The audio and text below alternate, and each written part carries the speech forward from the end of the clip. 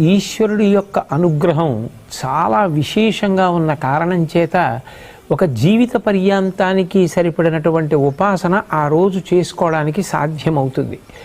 అటువంటి వాటిలో ఒక తిథి మహాశివరాత్రి. అందుకే జన్మానికి ఒక శివరాత్రి అని పేరు వచ్చింది.